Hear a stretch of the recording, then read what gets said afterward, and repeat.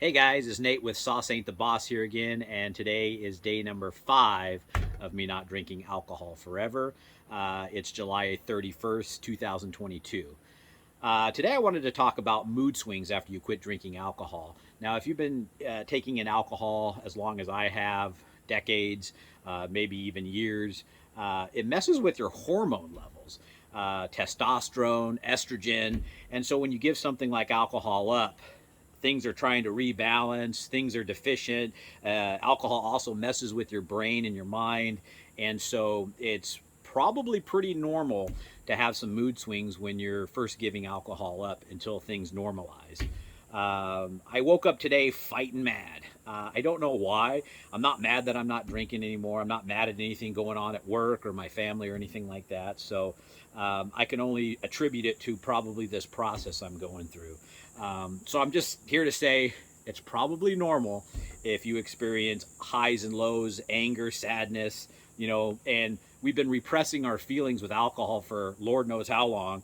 And so now here we are facing our feelings and emotions and thoughts that we've been blocking with this toxin for so long, so to speak. So, this morning I popped off at my wife a little bit. Nothing major, just kind of a little snippy.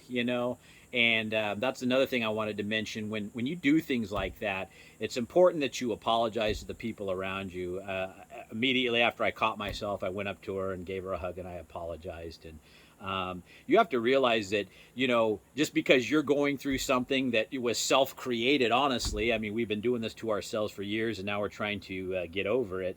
It's not fair to the people around us to, bear the brunt of our wrath, so to speak. So, make sure that you're mindful of that as you're going through, especially, I'm sure it's the most difficult in the first month here. And so when these feelings of sadness or anger and stuff like that have been popping up for me throughout the day, I just take a deep breath. I try to calm myself. And, sometimes I might sit quietly in a room and meditate, close my eyes, focus on breathing. Sometimes I get up and I work out, or I'll work on something around the house. And if I'm really angry for whatever reason, which, normally I'm not an angry person, but, maybe I am. And now that I'm not drinking anymore, he's coming out.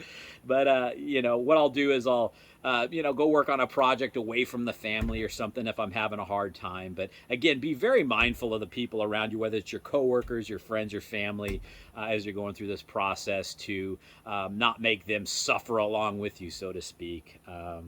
So just something today that I noticed. Today was a little bit tougher, day 5 here, and so you might be experiencing that if you're on day 5 too, along with me on this journey. Um, and as far as the rest of how day 5 is gone, interestingly enough, there was a beer in the back of the fridge today that was sitting there, ice cold, and it's been hot here. And like I mentioned before, that's always been kind of a trigger, the heat and wanting to drink beer.